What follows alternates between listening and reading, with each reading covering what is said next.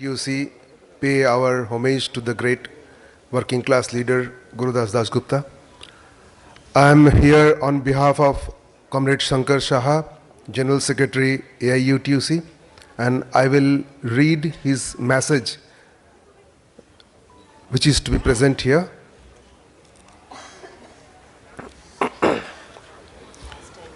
Message of All India Trade Union Center AIUTUC on the occasion of centenary celebration of All India Trade Union Congress AITUC, Mumbai, October 31st, 2019.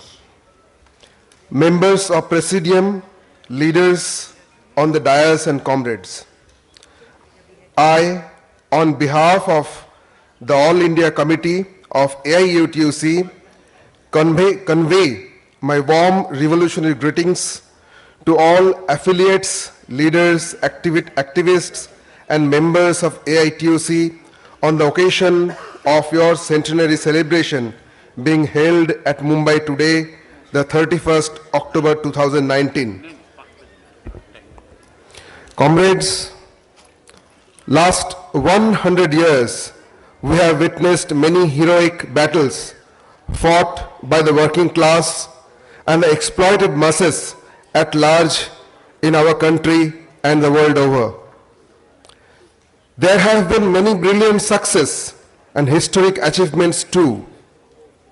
The working people during this period have witnessed establishment of working class states in many countries and their astounding developments in all spheres of life. India and many other former colonial countries broke the shackles of age-old imperialist rules to achieve national independence as a culmination of their respective glorious freedom struggles. The crushing defeat of the military might of Hitler's fascist Germany under the then leadership of Socialist Soviet Union in the Second World War changed the world situation in favor of the working class and its struggle for emancipation from the yoke of capitalist imperialist exploitation. The working class and their trade union movement no doubt played a significant role in shaping out all those epoch-making events and consequential global developments.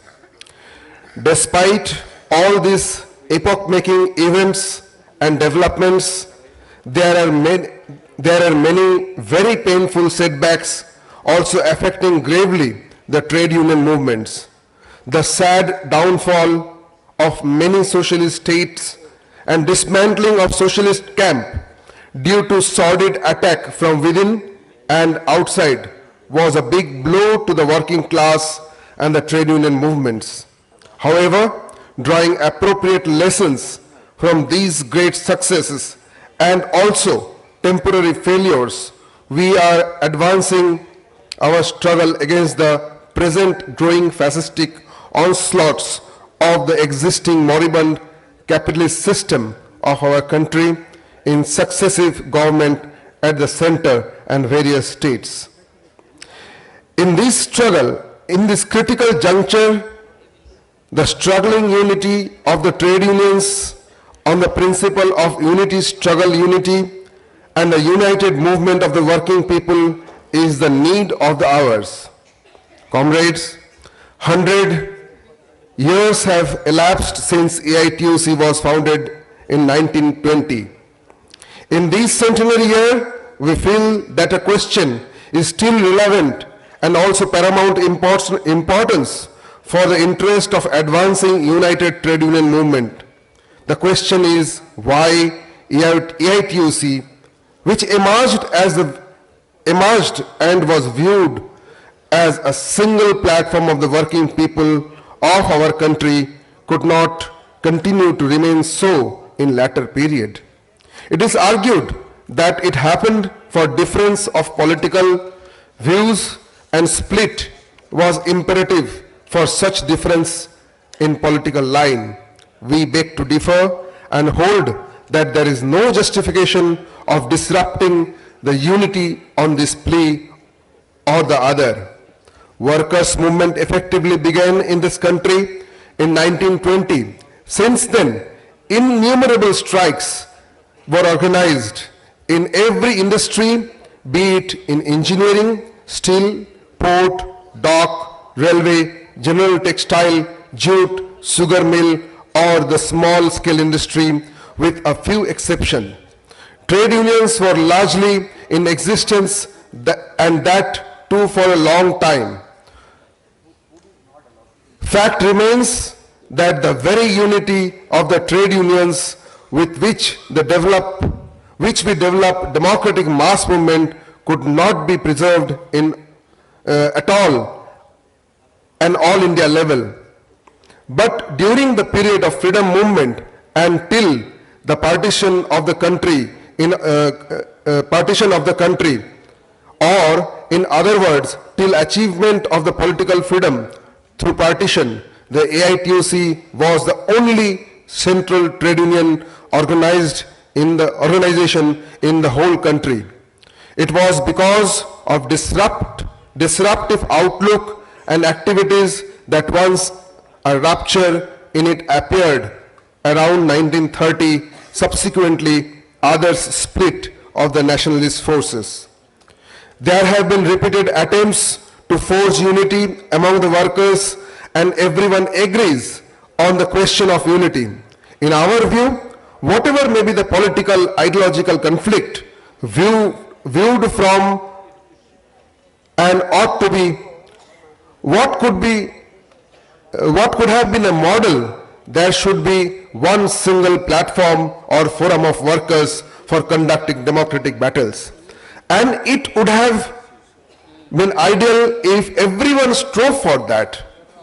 Our point is, let the political parties win over workers. Let them convince the workers ideologically and draw them over their side.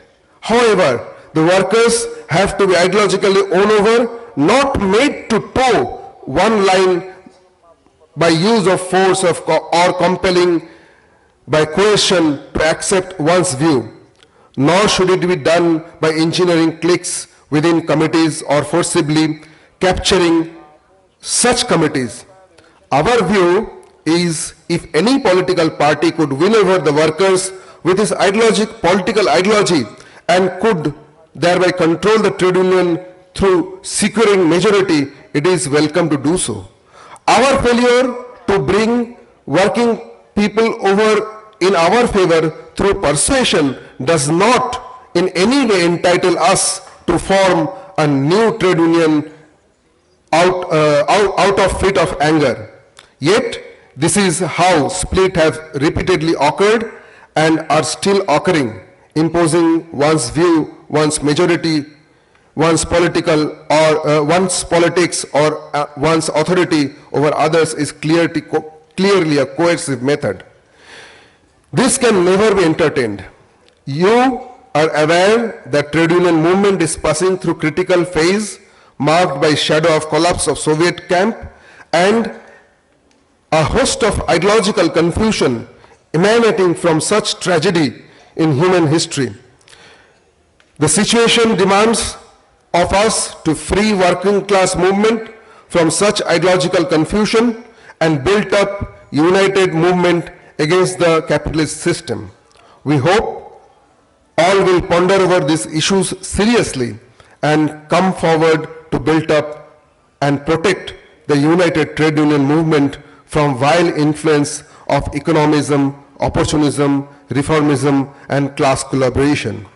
This is the need of the hour when working people of the country are under ruthless, unprecedented attack unleashed by financial capital and their subservient government irrespective to political affiliation.